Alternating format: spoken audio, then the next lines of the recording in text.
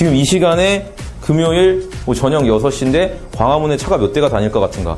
전혀 안 황당하거든요. 제가 볼 때는. 계산해 낼 수 있어야 돼요. 근데 여러분들의 자소서나 이력서를 보니까 전혀 이런 느낌이 없어. 너무 얘가 주관이 강하다거나 그럼 떨어지게 되겠죠. 업무의 성격을 모르게 되면. 가장 궁금해하는 거 그럼 이런 내용들을 자기소개서라든지 면접 때 어떻게 녹여내느냐? 아, 이거요? 혹시 그런 조언이 해줄 수 있으시면 좋을 것 같아요. 저는 무조건 추천드리는 것은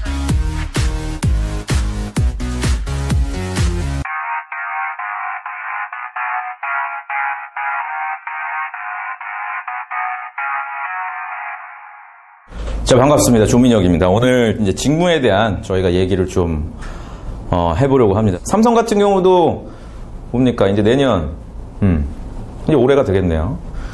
그 채용을 바꿨잖아요. 이제 직무 위주로 하겠다고 했는데 직무가 얼마나 중요한지는 여러 언론에서도 강조를 했기 때문에 저는 직무의 어떤 중요성을 강조를 드리기보다는 왜 직무를 갖다가 회사에서 지금 간주할 수밖에 없느냐, 그 얘기를 좀 드리려고 해요. 대학생활 열심히 했고 자기 나름대로 이제 스펙도 쌓고 공모전도 하고 뭐 이제 자기소개서에 쓸 내용도 이제 다 정리를 해놨는데 정작 어느 기업을 갈지 이제 이렇게 정한단 말이죠. 학생들이 기업을 정해놓고 구직활동을 하면은요 퇴사율이 굉장히 높아요.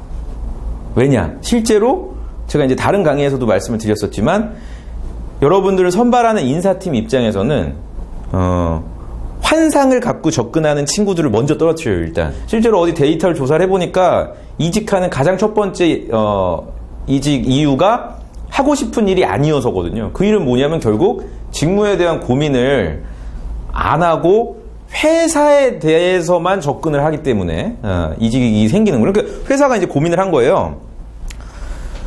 왜 이렇게 신입사원들이 이직을 많이 할까? 이제 고민을 하다 보니까 회사를 너무 크게 생각하고 대기업 위주로 접근을 하다 보니까 퇴사율이 높구나. 그럼 다른 대안이 뭐가 있을까를 고민하다 보니 직무라는 개념이 이제 튀어나온 거죠. 그러면 직무에 대해서 선생님 어떻게 알아야 됩니까?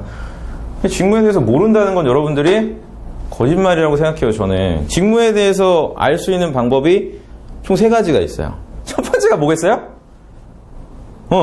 채용 홈페이지만큼 좋은 게 어디 있어, 사실. 두 번째는 또 뭐가 있어요?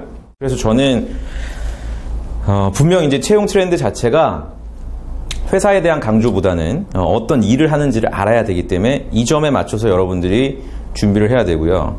그 얘기에 대해서 특히 오늘은 영업 마케팅 직무에 초점을 주력해서 두고 얘기를 해볼게요. 채용팀에 대한 얘기를 하는 거예요. 뭐 여러분들 구직자들끼리 얘기하는 게 아니라 이 채용팀 입장에서 봤을 때 가장 중요한 기준이 뭐냐. 자, 이거를 바로 얘기하면 재미가 없잖아요. 그래서 여러분들한테 질문을 하나를 할게요. 간단한 질문이에요. 한번 생각을 해보세요. 지금 영상을 보시는 분들이 생각했을 때 저희는 지금 직무에 대한 얘기를 하고 있습니다. 직무, 업무를 수행을 할 때, 입사를 해서 내가 업무를 수행할 때 여러분들에게 중요한 게 팔로워십이겠어요? 리더십이겠어요? 이런 B2BC에서는 그러니까 이거를 여러분들이 생각해야 돼요. 내가 지금 하고자 하는 일이 경쟁이 치열한가 안 치열한가. 이거를 생각해보면 스트레스 강도라든지 업무 강도 이게 나오거든요. 빵 같은 거야 뭐 유통기간 지났으면 뭐 다시 교환해주고 크게 뭐 기업이 망할 일은 없는데 여기는 한 번 잘못하면은 굉장히 큰 데미지가 생긴단 말이에요. 데미지 정도가 어느 정도냐? 기업이 망하고 이렇게 된단 말이죠. 그래서 가장 중요한 게 뭐다? B2B는 반드시 기억해야 돼.